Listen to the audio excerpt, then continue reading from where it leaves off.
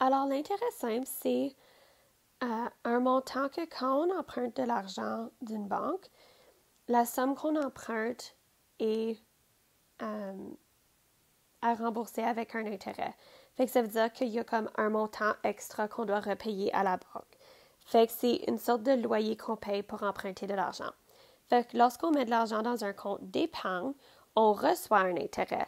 Puis la banque paye cet intérêt au titulaire du compte. Fait que si tu as un compte d'épargne et qu'il y a un certain intérêt dessus, la banque te paye un pourcentage d'intérêt. Puis les taux d'intérêt, on va voir, sont exprimés en pourcentage.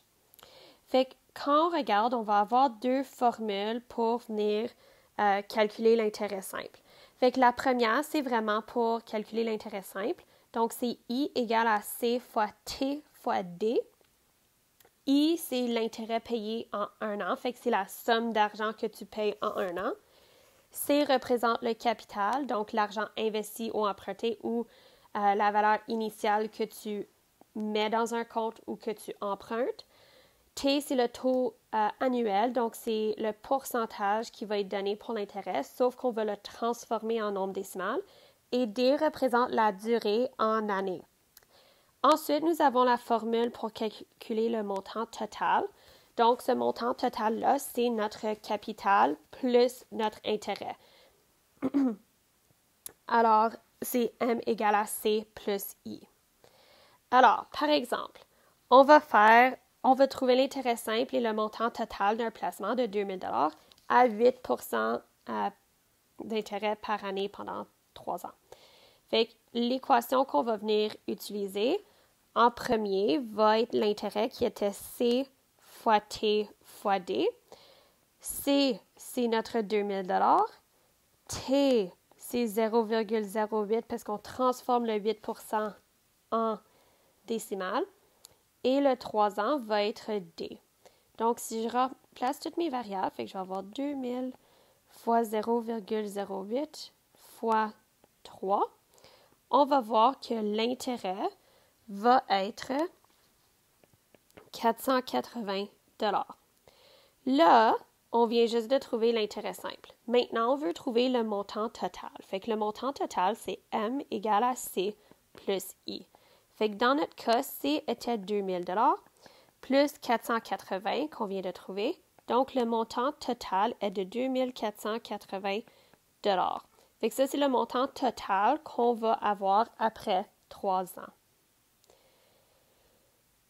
Ensuite, maintenant, on va déterminer l'intérêt simple sur un prêt de 1 500 $ pour 60 jours à un taux annuel de 10,75 %.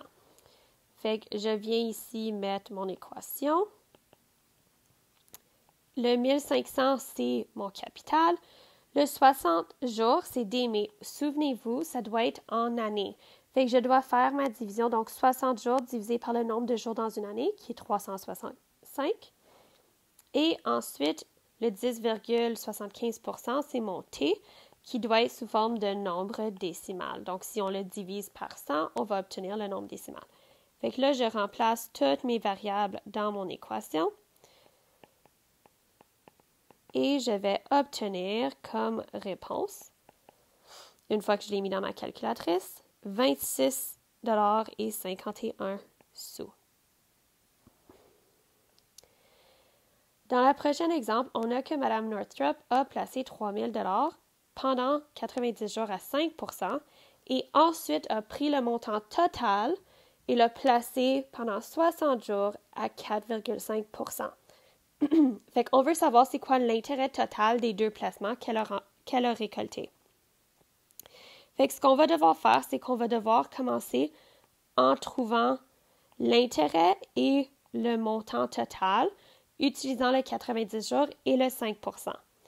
Alors, on va trouver l'intérêt en premier. Donc, le capital est de 3 000 $. Le taux, donc, c'est le pourcentage en nombre décimal, fait que c'est 0,05. Et on a ensuite le 90 jours, mais on se souvient que c'est par année, fait qu'on divise le 90 jours par 365 jours pour une année. Fait que là, l'intérêt va être de 36,99 $. Ensuite, on veut trouver le montant total. Fait qu'on va faire notre capital plus l'intérêt. Fait que ça va être le 3 000 plus 36,99.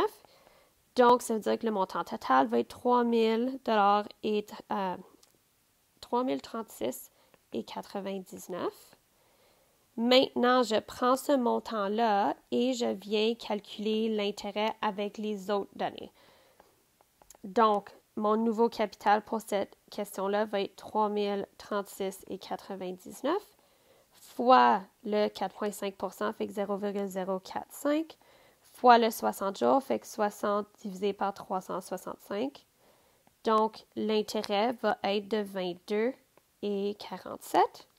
Là, j'ai besoin de trouver l'intérêt total, qui va être l'intérêt de la première étape plus l'intérêt de la deuxième. Fait que ça va être 36,99 plus 22,47, qui va donner un intérêt total de 59,46 $.